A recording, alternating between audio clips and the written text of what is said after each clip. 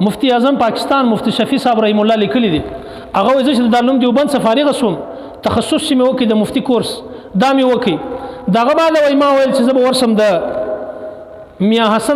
حسین رحمت الله علیه یو بزرګ دی دغه ملاقات ته به ورسم وایي زه دغه ملاقات ته ورلم غرمه ډوډۍ مې ورسره وخوړل د ډوډۍ بعد وایي ما دا کوشش وکړ چونکې هغه مشر سړی و سپین ږیری سړی و وایي ما کوشش وکړ چې دا دسترخوان زه راټول کړم سره وایي ده ما ته یا تا د دسترخوان طریقه زده کړې ده مفتی اعظم ته وایي وایي د دسترخوان طریقه یو چا تا ته زده کړې ده هغه د دسترخوان څه طریقه ده درته وزې درښیم دا یو بزرګ هغه ته طریقه ورښیي وایي اوس ما ورته چې دی په دا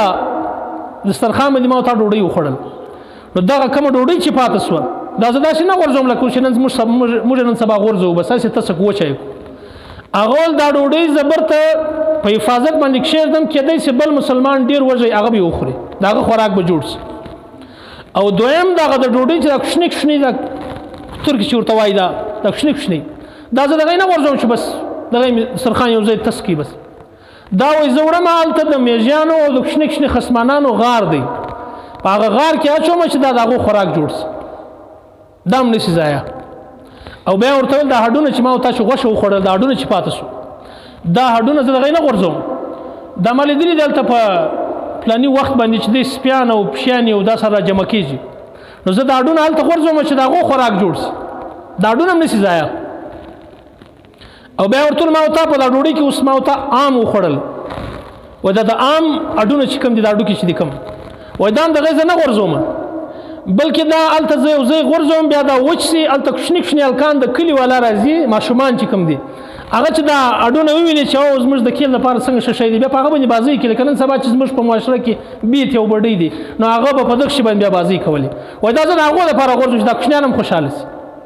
اخري ډېر عجیبه خبره ورته وکړه اخري خبره کې ورته وایي وایي د امونه دا چوډوکي چې کوم دي دا خورونه دا وایي زه داسې نه کوم لکه نن چې زموږ معاشره ده تیلی راونیسي بس داسې ونیسي تسې کړي دار چا کور ته ورسېده یا یې مخامخ په ګلۍ کې په دروازه کې تسه کړي وایي دا زه داسې کوم دا یو چوډوکی چې دی دا 10 قدمه بعد غورځوم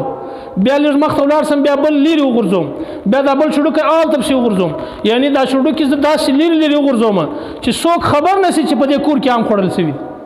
داسې نه وي دا زما چونکې دا زموږ محله چې کومه ده دا ډېره غریبه محله ده غریبان خلک دي داسې نه چې یو کوچنی هلک راشي د امونه په یو ځای باندې دا چوډوکي وویني او زړه یې ورته دغسې غمګینه شي وژاړي چې کاش زما د پلار سره پیسې وای نن به موږ هم امونه خوړلي وو چونکې زموږ سره پیسې نشته دا خلک امونه خوري او موږ دغه یو دا زموږ سړی خپل سوچ وکړي چې زه کور ته شیان راوړم او زما همسایه چې کوم دی هغه دا ټیم د ډوډۍ په دغه باندې حیران دی نو کم از کم دا که نشي کولی اول خو بهترینه یعنی بهترینه طریقه دا ده چې کم از کم د خپل همسایه مې اوسه خیال کې وساتي که ته زما په وس نه دي چې خپل کور بچیانو ته راوړم هم هېڅ خبره نه ده خو صرف دومره کول پکار دی چې د همسایه کور به تا باندې نشي خبر چې په دې کور کې یا غوښې خوړل شوي دي یا په دې کور کې امونه یا انار یا دا شی خوړل شوي دي هغو زړه به نه ځایېږي بیا دومره کم از کم سړی خالي موږ سالن په کور کې پاتې شو همسایه ته یې ورواستوه نن خو هغه یو بزرګ وایي دا د بخل صندوقان چې رالو دا فریج ته بخل صندوق وایي دا فریج نه دی دا چې راوړي دا د بخل صندوق دی مخکې به سالم بچاو شو همسایه ته به یې ورواستوي اوس چې بچاو شي وایي کښېږدي سبا به بیا غرمه وخورو نو دا د بخل صندوق دی نو جمع کېږي بس